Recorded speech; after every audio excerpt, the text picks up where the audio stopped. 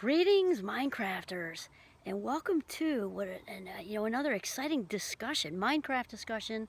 We talk about all things, well-being oriented. My name is Dr. Kimberly Quinn, and it is my role, my pleasure, my thrill to help people become the boss of their brains, because thoughts come first and feelings come second. We know that to be true, and all right, today we are going to discuss, we're going to do another one on ADHD, or the Fast Mind Club, because it's been a while. So I'll say ADHD just to get the general public, sort of noticing and joining us. But we want to rename that because there's no part of it is a deficit. That's for damn sure. I know that to be true. So before I go another inch, even though this is mostly me, I did read an article by Judith Sinclair of ADDitude magazine. I really like that magazine, actually. But I read it a little bit. I'm like, oh my God, I want to have lunch with her. How does she, I felt like, and I have to tell you this too, and then I got to get up. I don't sit very well, but it is so nice out today. Because I'm in the biz, and also because, I live it every day, it's not all that common that I read something new, really. Sometimes it's something that's older but has a new twist sometimes, but it's not usually, new. And not that this is super new either, but I guess I'll get to it in a second. All right, so she's talking about sensory weirdness. And gosh, I've had sensory weirdness for, ever, as long as I can really remember. And so we're kind of used to, here I go, it was enough sitting, probably last me a week. We're used to people, we're kind of known for, those of us in the Fast Mind Club, for, not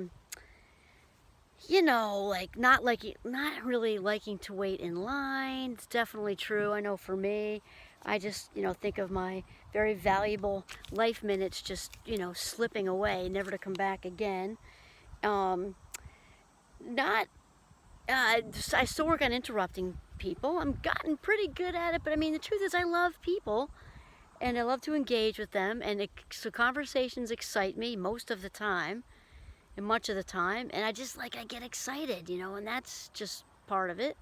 And let me see, what else? We're pretty much, what we're all known for, and we can annoy people for sure.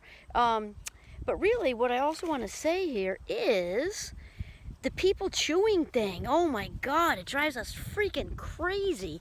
But I'll tell you first, before I get into what's current, back when I was an undergrad at St. Mike's, back when the ferns covered the earth and raptors were circling, scooping up, people and having them for lunch, and glaciers were shifting and that sort of thing, when I was 18 years old, and having a grand old time there too, party central. I have to tell you, this is before anybody got extra help, at least that I knew, people just didn't back then. Especially if you're a girl with ADHD. If you weren't Dennis the Menace with a slingshot in your pocket, you got nothing. But anyway, 504s and IEP plans and all that stuff, and special accommodations, none of that existed. At least I don't think it did. But I can't even imagine if I had a quiet room. I feel like I could have moved mountains or something, or done something built bridges, or who knows, who cares? I ended up my calling, doesn't matter anymore. However, I will tell you that when I was sitting in classrooms, oh my God, the pencil tappers. Oh my God, I can't, tap, tap, tap. I used to have to hold my ears because I just, I could not stand it. Worse than the pencil tappers, because you think, what could be worse than a pencil tapper? Well, I will tell you, snifflers. Snifflers are worse than pencil tappers. If here's pencil tappers, here's snifflers. They're horrible. And Judith talks about it in there too. And I could really, just like her, fantasize about some rogue asteroid landing on that kid sniffling. Get a frickin' Kleenex, And then there's the frequent exiters too. In, out, in, out, in, out. Just sit down. I know, coming from me it's a little ironic, but if you're taking a test, shut the frig up, Sit, don't sniffle, stop tapping, just take this stupid quiz, man. It was just so hard. It was so hard. And when you're trying to do this writing, okay, so that's already annoying, but to do that each time, you're going from here to writing, For the fast minder, there's also some regroup minutes in there too, because we couldn't just go from like plug to write and have it be super smooth. It was just a pain in the ass, and made things like difficult to focus and things like that. So that's what I was thinking about early on, and I think the chewing thing has always bothered me. And I don't usually like to use the word always. However, I can't remember it not bothering me. So, and I couldn't help thinking, like, didn't your parents, or for me it was my grandmother, like, didn't somebody teach you not to chew with your mouth open? Like, how did you get out of preschool able to do that? I don't know.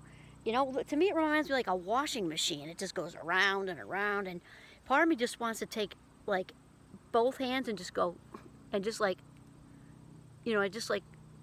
or maybe up here and here, it's hard to do with them holding the phone, but just like reach across the table and like shut your freaking mouth when you're chewing. And then we have the loud, very loud potato chip bag crinklers. They're annoying. Then we have the gum smackers, not Bubbles. Bubbles actually didn't really ever irritate me. It's the ones that kind of do the clicking in their cheeks. I'm not a huge fan of gum chewing anyway. I just isn't a good look. I don't like it. But outside of that, I think it's just that clicking thing that people do is like pretty annoying. So then there's actually a word for this. One of my kids was talking about this like last year. It's misophonia. So it is a thing, and basically, well, I don't know what the actual definition is, but I'll just tell you what it means for me. To absolutely be tortured to death, like worse than bamboo under the fingernails. Not that I've ever had that happen, but I think this has got to be worse. Worse than walking all over hot coals, also something I've never done. But the chewing thing and slurping it's just a noise that goes right through me to my bone marrow. I will tell you that right now. So misophonia is being tormented by sounds. Tormented, like you're on a rack. 3 is a charm. I've also never been on a rack. I'm using examples I've never done, which doesn't make a lot of sense, but you get the idea, right? And so she actually talks about in there about how much she loves her husband. She said, except when he's eating a juicy pear. And I get it, because I could just like feel it, that thing. And again, you just want to like whap, and she said she would picture just a rogue asteroid landing on them both, because who can stand it? Not this kid. I can't either. And so she just kind of like leaves the room. So this also had me thinking of, there was an I Love Lucy episode, which is one of my favorites, probably one of my favorite sitcom ever, calling it that, sitcom ever. And there was one episode which the whole thing was like old married couples getting, annoyed with these little things. And it was the 4 of them. It was Lucy and Ricky and Fred and Ethel. And the whole episode was about this. And then all of a sudden, they're like doing things that annoy each other. I forget which one was stirring. Somebody was stirring a teacup, and that clicking against the side bothered them. Somebody was doing something else, and somebody was doing something else. And they ended up like taking a vacation from each other. So like the women went off and the men went off, and it was really, really, really funny that these little tiny insignificant things were bothering them. So my husband and I have been married for like 1,000 years, so that could play a role too, except for that this all bothered me back when I was 18, so I'm thinking it's not that different. And he does this thing with his nose. If anyone whose family is watching this are going to totally know, because he does this like hook thing with his nose and makes this really weird rubbery sound, and I absolutely can't stand it. It's probably the worst sound ever.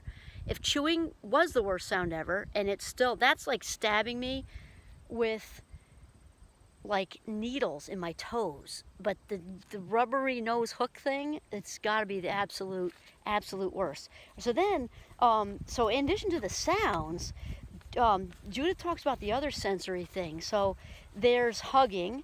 That is not one for me, honestly. I actually love hugs, but we're all different. And I will tell you though, we have our oldest daughter's on the spectrum. She prefers Aspie or autistics. So we've been kind of very consent-based. I mean, you can't go wrong with consent in general anyway, right? But we've been kind of consent-based with the hugs from the beginning, but that's just not one that bothered me. So this was the part that wasn't new, but a little bit new. She wrote about makeup, and like, I don't do makeup. The very thought of makeup, I went through it as a teenage girl. I think most of us did, especially back in the day, conforming, you're 15, 16, whatever. But she doesn't wear makeup, and she's talking about all the patience and the blending. I haven't had it on for like literally decades. So it's, but like the blending with foundation and the blend and the patience, and talked about probably stabbing your eye with mascara and all that stuff because it takes so much, you know, patience, I guess. That's it. That's definitely it. It's too much time, and I think of valuable life minutes just slipping right out of my grip. But I also cannot stand the feeling of it. I cannot stand it. The feeling of makeup. I feel like I can't breathe or something. It's like claustrophobic. And also, I don't like the feeling of any kind of lotion, which in northern Vermont, when we heat only with wood, I basically turn into like a Gila monster, or a, I think of something cooler than that. I don't know. Bearded dragon, maybe. They're pretty scaly. Anyway, that's what I turn into in the winter because I absolutely can't stand it. I'd rather have dry skin and itch than have lotion on. So with my cheap Irish skin, I had to, in a couple of spots taken off, I was kind of forced to use it at times because of that. But it's not pleasant. It's not pleasant. It's terrible. Okay, and then lastly is TV and movies. And this also goes into relaxation shaming, because I've had enough of that in my life. Sit down, relax. Does anyone feel relaxed when somebody says relax or calm down? And they're usually yelling it. Think about how much sense that makes. Calm down. Do you feel calm? Like, you know what I mean? It's pretty stupid. So this, some people even think it's a little bit of a gift to ADHD, I guess.